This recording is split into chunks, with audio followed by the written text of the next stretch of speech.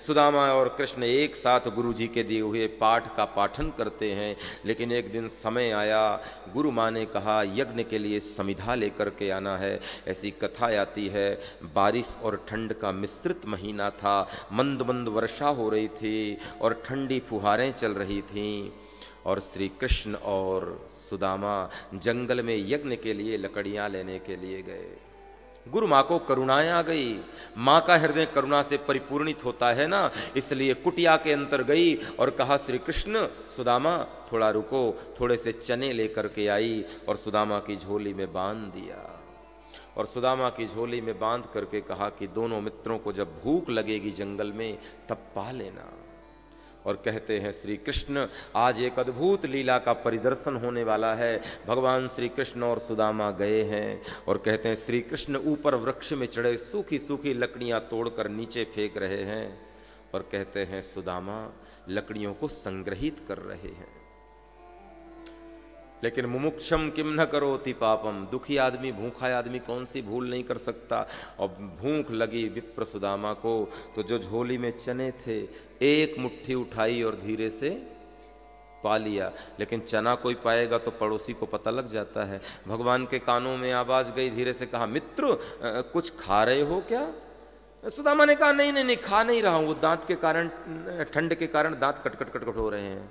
अच्छा अच्छा अच्छा अच्छा कोई बात नहीं, एक अपराध तो भगवान ऐसे ही क्षमा कर देते हैं। सुदामा का तो हौसला बढ़ गया। सुदामा ने सोचा अब तो अब तो मैंने कारण बता ही दिया। दूसरी मुट्ठी उठाई और फिर से खाया, और जैसे ही दूसरी मुट्ठी उठा के खाने लगे श्री कृष्ण ने बाह पकड़ ली और कहा तुमने मित्रता के साथ छल किया है, जाओ मैं श्राप देता हूं, तुम दरिद्र हो जाओ। यद्यपि ये प्रारब्ध था सुदामा का, अनेकों प्रकार की कथाएं सुदामा जी की गरीबी से जुड़ी हैं, लेकिन एक संकेत करते हैं महापुरुष कि थोड़े आवेश में आकर भगवान श्री कृष्ण की वाणी से ये शब्द निकल तो गए। सुदामा आंख में अश्रु भर गए सुदामा के, और कहते हैं गुरुकुल में आए हैं दोनों, संध्या काल हुई, सुदामा का मुखारबिंद भी थोड़ा उतरा हुआ है और श्री कृष्ण का मुखार बिंद भी उतरा हुआ है। किसी ने नहीं पहचाना, लेकिन गुरु मां ने पहचान लिया।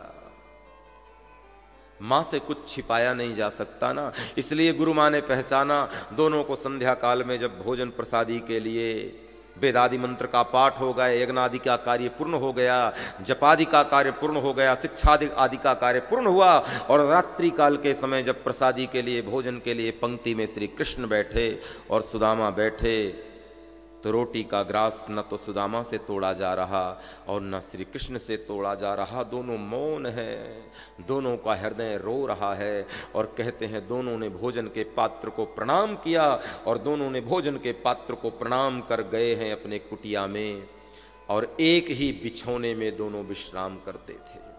मथुराधिपति श्री कृष्ण ने मित्र बनाया तो गरीब ब्राह्मण सुदामा को, और दोनों एक ही बिछौने पे विश्राम। लेकिन आज का विश्राम थोड़ा अनूठा है। रोज विश्राम करने के पहले कुछ सत्संग की चर्चाएं होती थी। सुदामा कुछ ज्ञान की बातें देते थे, श्री कृष्ण सुनते थे, और श्री कृष्ण कुछ उपदेश करते थे और सुदामा सुनते थे। लेकिन आज दोनों का चेहरा अलग अलग दिशाओं में है, दोनों की पीठ आपस में दोनों को छू रही है।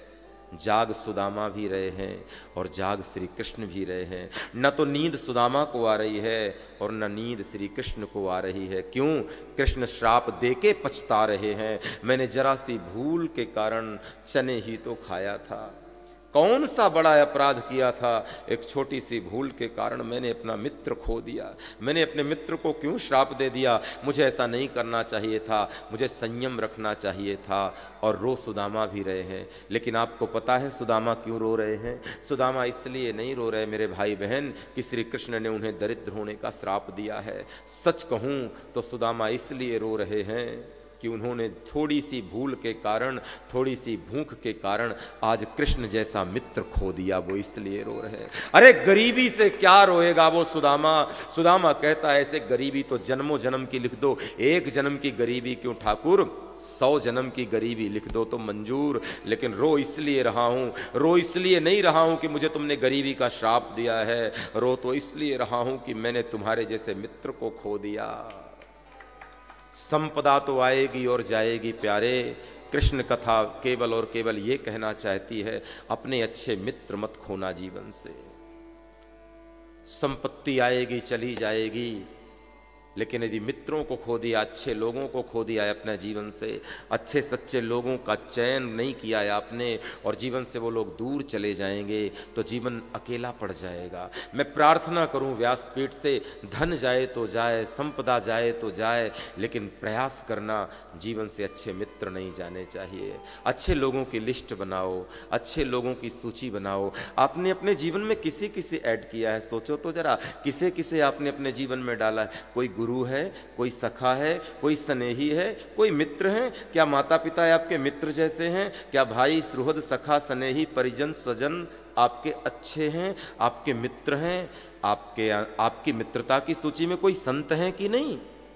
आपकी मित्रता की सूची में कोई वैष्णव है कि नहीं? आपकी मित्रता में सूची में कोई सत्संगी है कि नहीं?